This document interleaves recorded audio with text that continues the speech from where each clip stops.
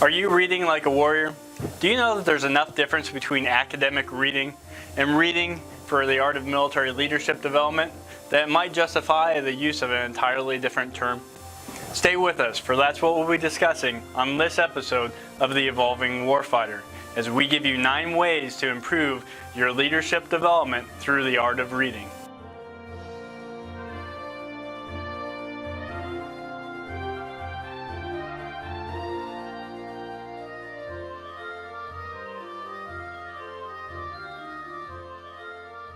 Reading, by far, is the #1 recommendation for leadership development by military scholars and leaders.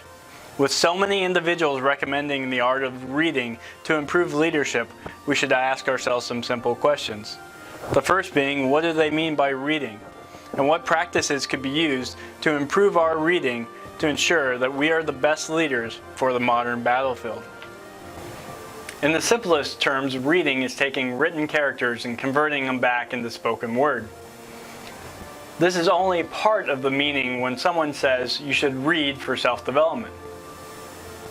In many ways, reading was the original magic. It was the ability to travel back into time or travel into someone else's experiences to translate characters on paper back into spoken words and to reanimate ideas that were years or centuries old. Many of the current practices in academia, from high school, college, and universities, may have destroyed our natural love for reading. Most students are asked to read texts that are far beyond their life experiences. Often, students are asked to read books faster than they're capable of doing so. Additionally, teachers understand that there's other resources to find out the materials within these texts. I remember when I attended college, when I was reading a great work, I often tried to search for a Cliff Notes version or to find out if there was ever a movie made to explain the book. Of course, every professor wants to ensure that their student actually read the text. So instead of focusing on the big pictures, concepts, or characters within the text, modern teachers and professors often ask questions concerning the minutiae found within the book. This encourages students to read books in greater and greater detail, not focusing on the overall context or how the book can change their own life, but hunting for the exact answers to ensure that they can answer all the professor's questions and get that A. With the confusions of the purposes and practices of reading in our modern academic environment, I would suggest we look for a different term to explain what reading is for military self-development. One term that comes to mind is an old English term of Writin.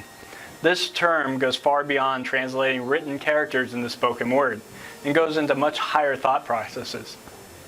This term encapsulates ideas of having a conversation with the text, using the text to counsel you.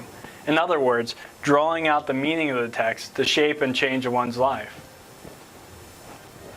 With the publishing of the new FM 6-22 Leadership Manual, I was happy to find a list of questions that helps leaders gain more information out of the text they read. On 3-28 is a list of questions that individuals can use to write book reports or better examine the books that they're reading. While this is a good start, I would suggest several more questions be added to the list. Within the list of questions in the new FM 622, I was happy to find an issue addressing cultural issues. Military leaders cannot shy away from cultural impacts and their influences on the modern battlefield. These issues may be hard to discuss in current academia for fear of political correctness issues. For any military leader that hasn't read the book, Army Life in the Black Regiment, I encourage you to do so. This book discusses several issues surrounding the integration of newly freed slaves into the United States Army, specifically the use of racial pejorative terms and how they impacted soldiers. The first suggestion I will give to you in terms of reading for better self-development is to remember there is no test. You're not reading this book to pass a test provided by a professor. You're reading the text to gain valuable information that will help you in your life. Therefore, adapt how you read and the speed you read so you can gather that information as appropriate. The second suggestion I give to you about better reading for self-development is look for problem-solving techniques. While it is true that we will never fight the same battle twice, it is good to find different ways to approach problems. While it is unlikely that you'll be able to use an ancient technique to solve the current problem, it will start you thinking about the common problems encountered by battlefield commanders. And by doing so, it may start you thinking about possible solutions. So by the time you encounter problems on the modern battlefield, you'll have some idea or some historical approach to solve your problem. The third technique I give you for better reading for self-development is feel free to abandon a book that you're not learning from. It is far better for you to pick up a different text that you're gaining information from than to read a book that you perceive as boring or worthless. Reading should not be a process of drudgery. If you're not gaining information that's useful for you in a book, feel free to abandon it. You always can come back to it some later time when you've gained more life experiences or you need the information specific in that text. The fourth technique I give to you is put yourself in the shoes of the main characters. If you were facing the problems that the characters were facing with the information that they had at the moment, would you make the same choices or would you go down some other path? The fifth suggestion I give you is to place the book inside a modern context. How would having the modern day technology impact the situation occurring in the storyline? How would it affect the main characters? Would it offer an advantage or disadvantage? And how would it change the way the main characters acted in the text? The sixth recommendation I give to you is look for the impacts of various different philosophies, worldviews, or political ideologies on the characters within the text. How did they influence the story or the events at hand? The seventh recommendation I give to you is to look for bias within the text. This may require you to read other authors concerning the same time period or the same historical event. How did the bias of the author impact the recording of the events and the telling of the story?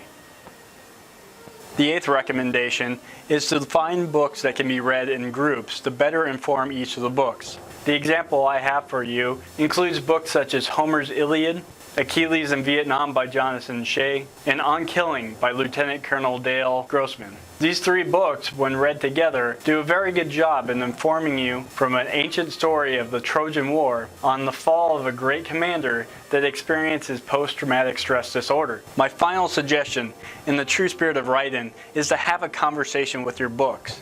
Highlight your books, underline passages in your books, take notes in the margins of your books.